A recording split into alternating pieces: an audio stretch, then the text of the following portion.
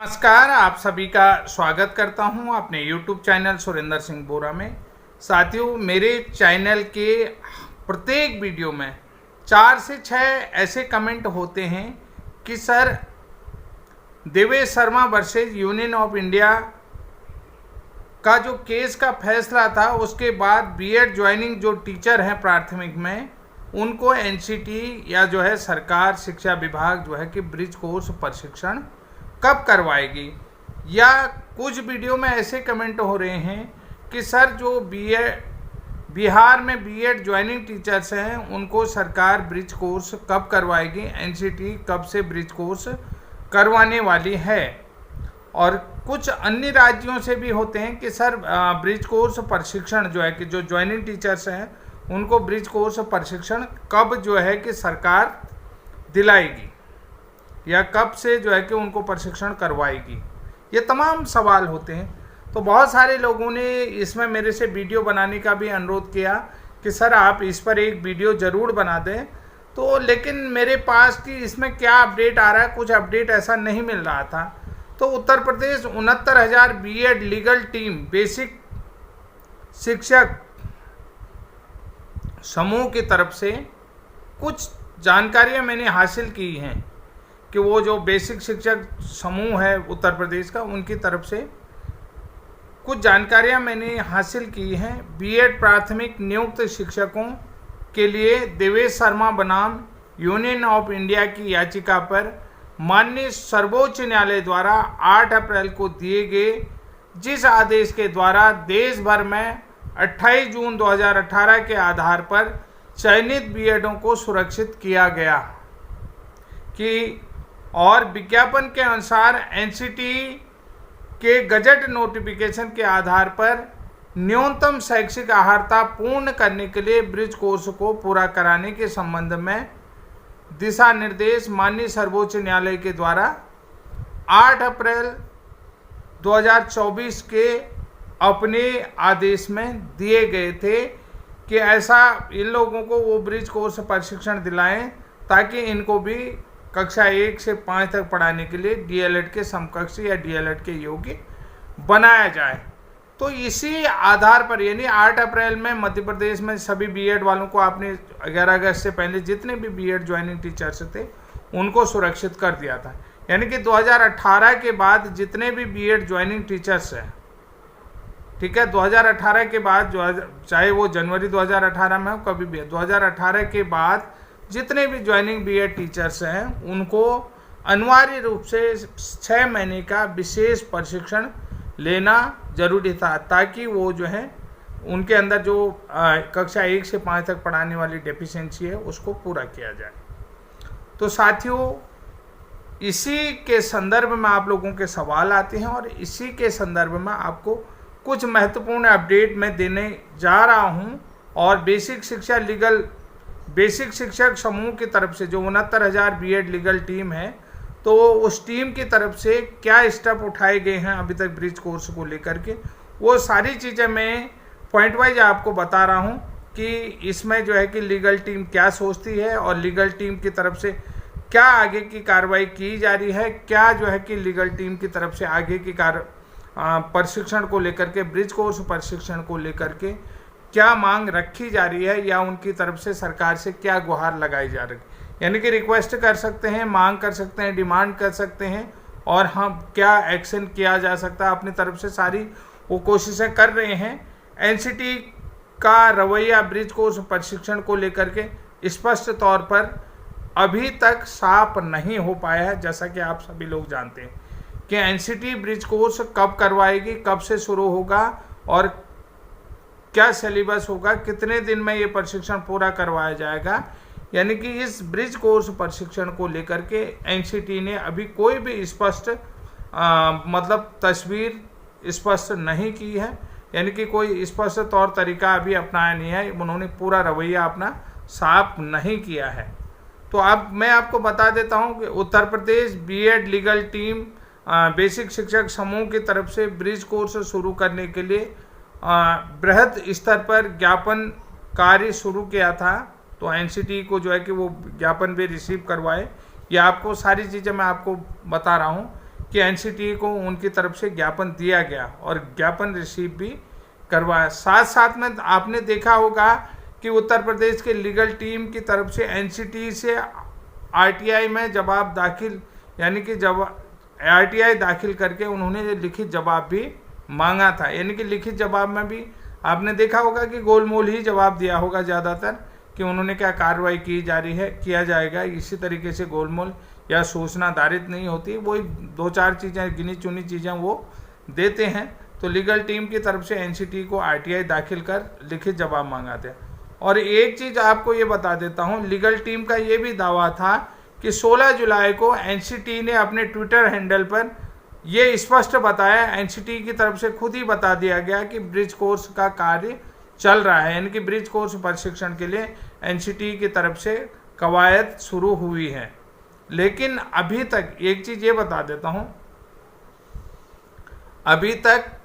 कोई स्पष्ट तस्वीर नहीं हो पाई है कि कब से करवाएंगे, वो 16 तारीख का। फिर उसके बाद देखिए BEd Uttar Pradesh legal team की तरफ से जो बेसिक शिक्षक समूह है उनकी तरफ से पुनः आरटीआई द्वारा जवाब मांगा गया है और उन्होंने कहा कंटम्प्ट का केस भी हम करेंगे। अगर जो है कि कोई जवाब स्पष्ट नहीं आता और प्रशिक्षण को लेकर के किसी भी तरीके से कोई लीगल प्रक्रिया नहीं अपनाई गई है, तो हम जो है कि जो केस है, यानी कि 8 अप्रैल का माननीय सर्वोच्च न्यायालय का जो आदेश है, उस आदेश के अगेंस्ट एनसीटी में कोड ऑफ कंटेम्प्ट का केस हम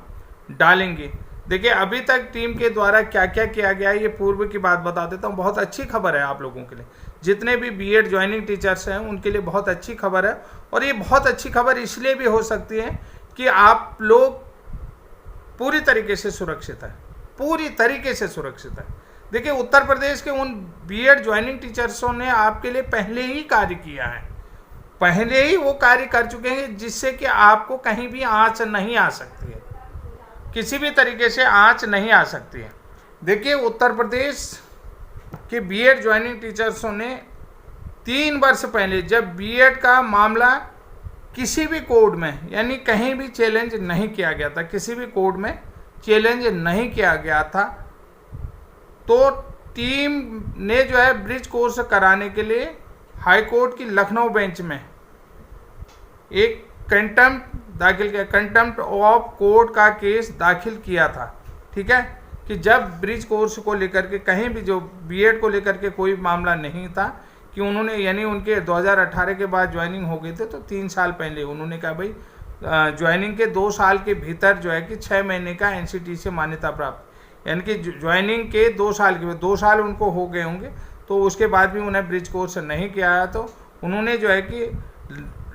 जो उत्तर प्रदेश हाई कोर्ट की लखनऊ बेंच है उसमें कोड ऑफ कंटेम्प्ट का एक याचिका दाखिल कर, रिट पिटीशन दाखिल किया था, जिस पर कोर्ट ने स्पष्ट आदेश दिया था, क्योंकि याचिकाकर्ता सजग हैं और समय से पहले कोर्ट आ गए हैं, अगर भविष्य में इनको ब्रिज कोर्स नहीं करवाया गया और उस संबंध में कोई याचिका हाई कोर्ट में आती है, तो बिना सुने ही इनफेक्चुएट हो जाएगी, यानी बिना सुने ही इसको जो है कि उससे ज्वाइन कर दिया जाएगा, इनफेक्चुएट हो जाएगी, यानी कि बिना किसी बात के सुने ही वो केस पुनः चालू हो जाएगा। सीधे शब्दों में कहें, इनफेक्चुएट उससे जुड़ जाएगी कि भैया ये जो केस है वो तब भी जीवित है कि उस समय उन्होंने क्या कहा थी, कि उन्होंने उस याचिका को उसी से, मतलब पुनः उस याचिका को जीवित कर दिया जाएगा, इनफेक्चुएट हो जाएगी। तो यानी कि जो बीएड ज्वाइनिंग टीचर्स है 69,000 शिक्षक भर्ती में, वो जब बीएड का किसी भी या कोर्ट में मामला नहीं था, तो वो लखनऊ के उत्तर प्रदेश हाई कोर्ट की लखनऊ बेंच में गए थे और उन्होंने कोड ऑफ कंटेम्प्ट दाखिल किया था। यानी कि कोड ऑफ कंटेम्प्ट क्यों दाखिल किया, जो आपको पता है कि जब आपके लिए मिनिमम टाइम दिया है, ज्वाइनिंग के 2 साल के भीतर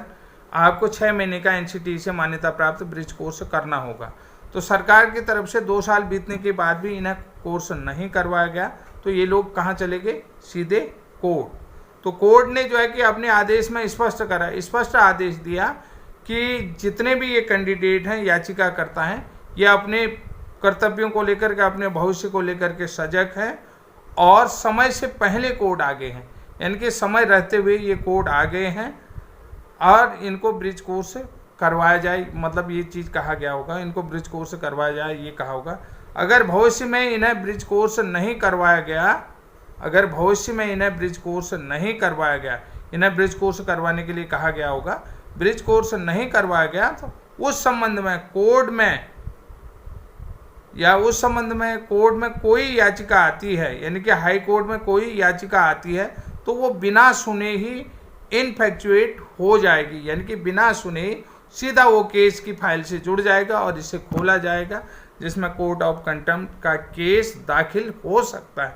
तो साथियों, ये महत्वपूर्ण जानकारी है और समय समय पर देखिए एनसीटी से वार्तालाप कर रहे हैं, पत्राचार वो लोग कर रहे हैं कि ताकि आपका कोर्स, ब्रिज कोर्स जल्दी से जल्दी करवाया जाए। इसीलिए दबाव में आकर के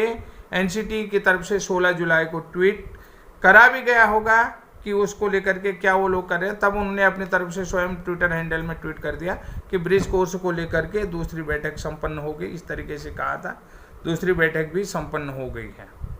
तो साथियों, अब इन लोगों का कहना क्या है? देखिए, जितने भी देश के बीएड ज्वाइनिंग टीचर्स हैं, ब्रिज कोर्स जिनको करना है, तो ये 69,000 Uttar Pradesh 69,000 BEd legal team के बेसिक शिक्षक समूह का भी कहना यही है कि अगर देखिए, अगर एक माह के भीतर कि महीने के भीतर ब्रिज कोर्स को लेकर के किसी भी प्रकार का संज्ञान एनसीटी की तरफ से नहीं लिया जाता है, एक माह के भीतर एनसीटी की तरफ से ब्रिज कोर्स 6 में बीएड ज्वाइनिंग टीचर्स के 6 महीने के ब्रिज कोर्स प्रशिक्षण के संबंध में किसी भी प्रकार का संज्ञान नहीं लिया जाता है, तो वो जो है कि कोर्ट ऑफ कंटेम्प्ट का केस करेंगे। और इससे पहले भी उन्होंने किया था, उसमें जो है कि लखनऊ हाई कोर्ट ने क्या डिसीजन दिया है ये आप लोग समझ गए होंगे कि यानी कि कुल मिलाकर के उन्होंने बहुत अच्छी बात इस केस को लेकर के कहा कि जल्दी से। और उन्होंने एक चीज़ और भी कहा कि अगर कोर्स जो है सितंबर से भी शुरू हो जाता है तो समय रहते ही उनका कोर्स प्रशिक्षण पूरा हो जाता है मार्च तक। सितंबर से भी अगर उनका कोर्स शुरू होता है तो मार्च तक उनका प्रशिक्षण समय रहते ही पूरा हो जाएगा, ताकि अन्य बैचेज भी चलाए जा सकते हैं कि अगर इस प्रदेश में ये चलाता है तो समय रहते ही, यानी कि जो माननीय सर्वोच्च न्यायालय ने डेट दी है उससे पहले 1 साल के भीतर, उससे पहले समय रहते, साल जाने से पहले ही इनका जो है कि ब्रिज कोर्स प्रशिक्षण समय रहते ही पूरा करवाया जा सकता है। साथियों, ये महत्वपूर्ण जानकारी देश के उन सभी बीएड प्राथमिक ज्वाइनिंग टीचर्स के लिए थी जो ब्रिज कोर्स जिनको करना है और जिनके लिए ब्रिज कोर्स करना अनिवार्य रूप से सर्वोच्च न्यायालय ने अपने आदेश में कहा है, ताकि वो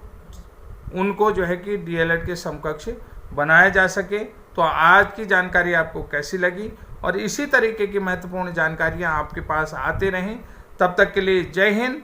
जय उत्तराखंड।